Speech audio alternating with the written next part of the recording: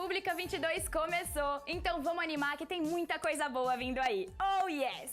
Com a gente hoje, a Camila Schutte, CTO e cofundadora de duas empresas multimilionárias, a Mastertech e a Ponte 21. Já trabalhou em empresas como Google, Intel e Itaú e já ensinou mais de 15 mil jovens do Amazonas ao Rio a criarem seu próprio aplicativo. Tudo isso com apenas 25 anos. Oi Camila, pode entrar. Ei, Bibi. Eva, tudo bem? Tudo ótimo. Prazer, fica à vontade, seja bem-vinda na nossa rap. Camila, a primeira pergunta que eu queria te fazer é como que surgiu esse interesse em programação? É uma história engraçada porque meu pai já programava e eu não sabia o que era programação, o que era computação, mas meu pai acordava de madrugada. A cena que eu fantasiava na minha infância é que o meu pai acordava de madrugada, eu tocava o telefone e aí ele ditava código. E para quem não tá muito familiarizado, não dava para entender que língua que ele tava falando. Não era português e eu lá com os meus 6, 7 anos falava, gente, certeza que meu pai tá falando com alienígena. Eu tenho certeza que ele foi enviado pra salvar a Terra. E aí eu fantasiei isso. E quando eu ia conversar com meu pai, tipo, pai, o que você faz? Ele, computação. Eu falei, beleza. Então foi super madura. Minha decisão de carreira foi super madura. E eu falei, vou fazer computação. Na época, quando você ia procurar carreira com computação, tinha ciência da computação, engenharia da computação. Eu fiz minha mãe mandou. E o destino me ajudou e deu certo. Eu fui cair na ciência da computação, que era onde eu ia aprender a programar. E o que você mais gosta desse universo de programação? Eu acho que ainda tem várias coisas pra gente arrumar, que é um pouco o que eu tenho tentado fazer, mas acho que é um superpoder. Quando você descobre que você tem uma aliada chamada tecnologia, que do seu quarto, com poucas linhas, você atinge milhares de pessoas, não tem como você não amar esse aliado, não querer ter isso no seu cinto de habilidades. E aprender a usar essas ferramentas a seu favor. Total, para resolver os problemas, assim, acho que assim como a gente ensina a criançadinha a ler e escrever, a gente tem que ensinar elas a programar, porque é esse o jeito de conversar no século XXI, porque é assim que elas vão resolver os problemas delas. Sim, e aproveitando que a gente tá falando da criançadinha, vamos assistir um trecho da Camila na palestra do TED USP. No vestibular da FUVEST, a gente teve 29 meninas ocupando as engenharias relacionadas à tecnologia na Poli. 10%. E aí você olha e fala, melhorou, Camila, de 3,7% para 10%. Não, porque esse é o número de entrada.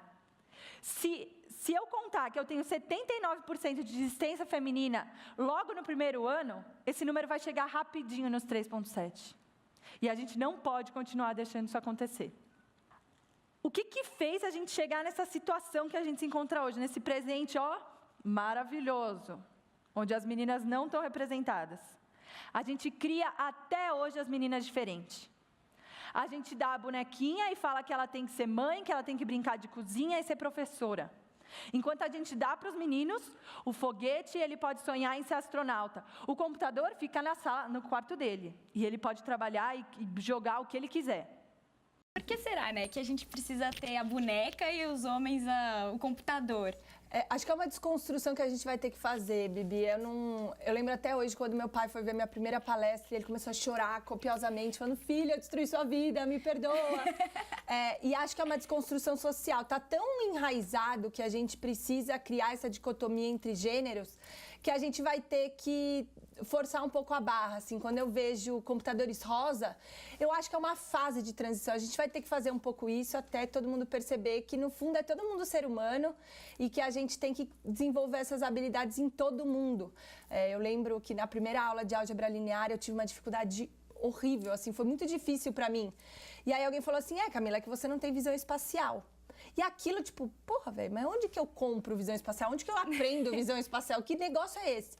E aí eu fui começar a pesquisar e, na verdade, visão espacial vem do menino dirigindo carrinho de controle remoto, jogando videogame, mexendo com Lego. Coisas eu não que a gente desenvolvi. não tem. Exatamente. Então, acho que é uma desconstrução e a gente tem que perceber, dar um pouco mais de responsabilidade para esse início, para essa primeira infância, sabe? Porque a gente vai influenciar todo o destino da criança. Com certeza. E como é que foi a sua trajetória de estudante da ciência da computação até fundar essas duas empresas? Show. Falando assim, vai parecer que foi aquele overnight success que todo mundo busca, né? A empreendedora, certeza que ela dormiu e acordou assim. Teve um insight. Mentira. Empreender é sofrimento, é estudar, é batalhar, então não foi tão linear.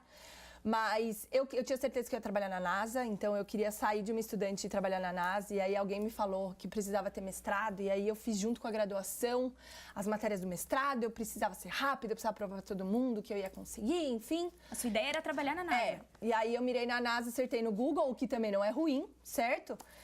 Fui trabalhar, fui fazer... Minha primeira experiência de trabalho foi dentro da repartição de educação de engenheiros do Google.